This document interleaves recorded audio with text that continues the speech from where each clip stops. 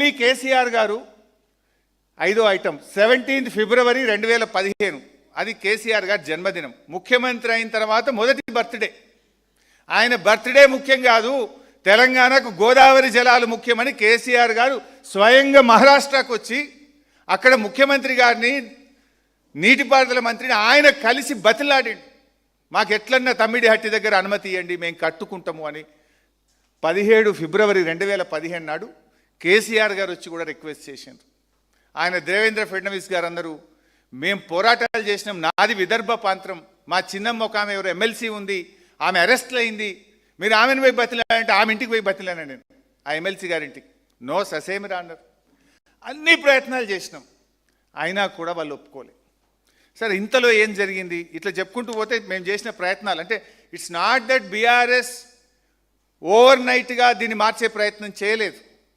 కాంగ్రెస్ మంత్రి ముషరఫ్ను కలిసినాం, బీజేపీ మంత్రి గిరీష్ మహాజన్ని కలిసినాం, స్వయంగా కేసీఆర్ గారు వచ్చి ముఖ్యమంత్రి గారితో కూడా చర్చలు జరిపితే ఆనాటి మహారాష్ట్ర ప్రభుత్వం ఒప్పుకోముగాక ఒప్పుకోమన్నారు. మరి ఆనాడు కాంగ్రెస్ 8 సంవత్సరాలు పెండింగ్ పెట్టిండ్రు, 8 ఏళ్ళు బ్యారేజ్ కట్టనే లేదు, బ్యారేజ్ కట్టకుండా చుక్క నీళ్లు రావు. బట్ ఇంతలో ఏం జరిగింది?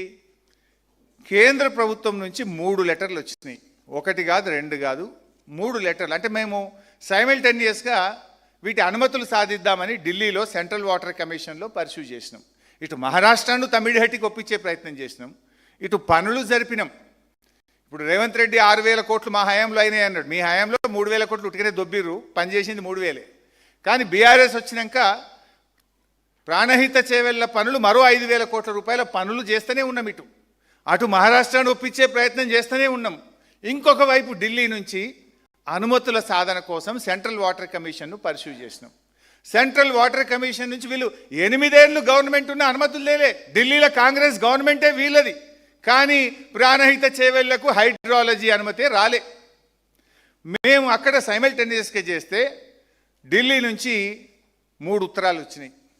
అంటే మీరు ఇందాక చూసిండ్రు, 17 ఫిబ్రవరి కేసీఆర్ గారు మహారాష్ట్రకు వచ్చి తమ్మిడిహట్టికి ఒప్పించే ప్రయత్నం చేసినాం.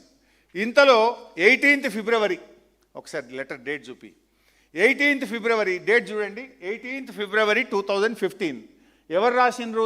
CWC, central water commission project appraisal now go back to the para, last para. ఇందులో చాలా స్పష్టంగా ఏమంటున్నారు? లాస్ట్ పేరాలో మీరు చూస్తే, under such circumstances, the proposed diversion of 160 TMC of water may not be available for utilizations. The strategy to meet out planned utilizations under such circumstances may be clearly brought out. నీకు అన్ని నీళ్లు లేవు, 160 TMCలు.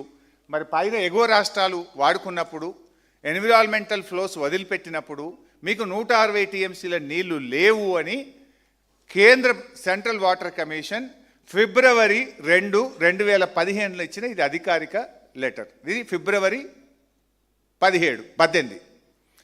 Then మళ్ళీ ఇంకొక letter వచ్చింది.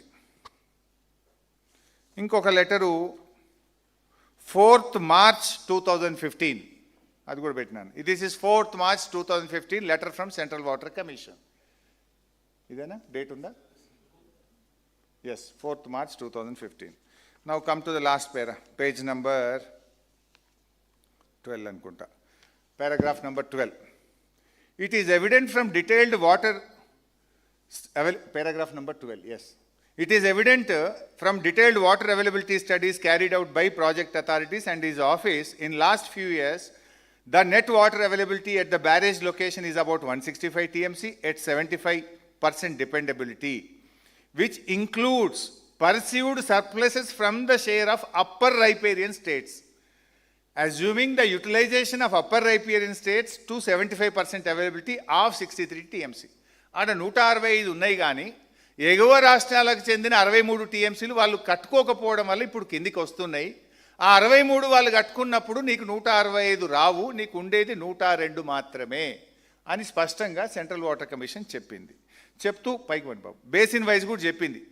G7, G8, G9లో ఎగో రాష్ట్రాలు ఎంతెంత ఉంది, వాళ్ళు ఇప్పుడు ఎట్లా కిందికి వస్తున్నాయి అన్నారు. Next paragraph. చెప్తూ లాస్ట్కి ఏమన్నారు, as such the availability of surpluses from upper riparian states as estimated at barrage site may not be reliably available in future. May not be reliably available in future. The projects are advised to review the quantum of divertable flows from Pranahita barrage site considering the overall availability at the location, requirement of environment flows, capacity of pumping, storage of barrage, en route and command areas. నీళ్ళని లేవు, మీరు ప్రత్యామ్నాయం చూసుకోండి అని ఇది రెండవ letter.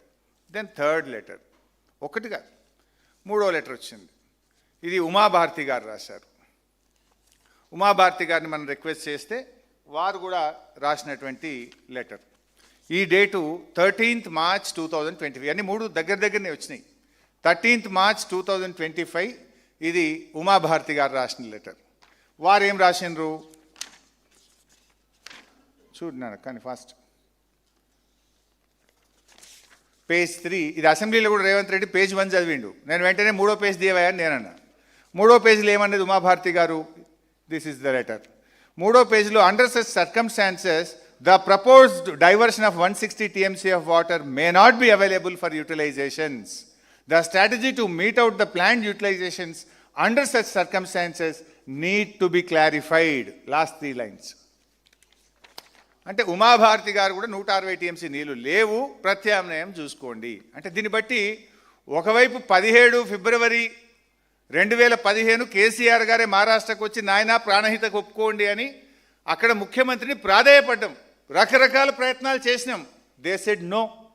But కరెక్ట్గా next day 18th ఫిబ్రవరి నీళ్లు లేవు చూసుకోండి అని ఒక లెటర్ వచ్చింది. దెన్ 4th March 2015 నీళ్లు లేవు చూసుకోండి అని ఒక లెటర్ వచ్చింది. దెన్ 13 March ఉమాభారతి గారు కేంద్ర జలవనరుల శాఖ మంత్రి నీళ్లు లేవు ప్రత్యామ్నాయం చూసుకోండి అన్నారు. ఒకవైపు మహారాష్ట్ర ఒప్పుకుంటుండ్రు, ఒకవైపు ఒకటి కాదు 3 ఉత్తరాలు నీళ్ళే లేవు ప్రత్యామ్నాయం చూసుకోండి అన్నారు. అంటే మేము మీలాగా 8 ఏళ్ళు వేస్ట్ చేయాలా? ఇంకొక వైపు పృథ్వీరాజ్ చౌహాన్ ఉత్తరం రాసిండు. ఇవాళ రేవంత్ రెడ్డి ఏమంటుండు, మేము అనుమతి తెచ్చినాము అంటుండు. మీ ముఖం అనుమతి తెచ్చినావు. పృథ్వీరాజ్ చౌహాన్ లెటర్ చూపి ఒకసారి. మహారాష్ట్ర ముఖ్యమంత్రి, అప్పటి మన ముఖ్యమంత్రి కిరణ్ కుమార్ రెడ్డికి రాసిన లేఖ ఇది. ఈ లేఖలో ఏం రాసిండు, 15 అక్టోబర్ 2015, 13. మరి నువ్వు అనుమతులే తెచ్చి ఉంటే ఈ ఉత్తరం ఎందుకు వచ్చింది మహారాష్ట్ర ముఖ్యమంత్రి నుంచి? ఏమన్నాడు మహారాష్ట్ర ముఖ్యమంత్రి గారు, it is also requested that Andhra Pradesh government should not proceed with unilaterally decided layouts under control levels as it may lead to unfruitful expenditure. నీ ఇష్టం వచ్చినట్టు 152 మీటర్ల బ్యారేజ్ కట్టుకుంటా అని నువ్వు ఇష్టం ఉన్నట్టు తవ్వుకుంటూ పోతే నువ్వు పెట్టే ఖర్చు వృధా అవుతుంది.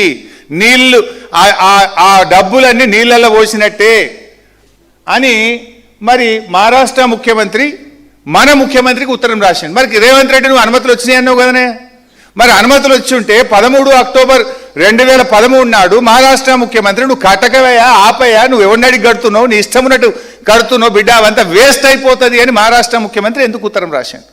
నువ్వు రేవంత్ రెడ్డిని నువ్వు చెప్పిందే నిజమైతే అనుమతులు వచ్చి ఉంటే మహారాష్ట్ర ముఖ్యమంత్రి ఉత్తరం రాయడు కదా.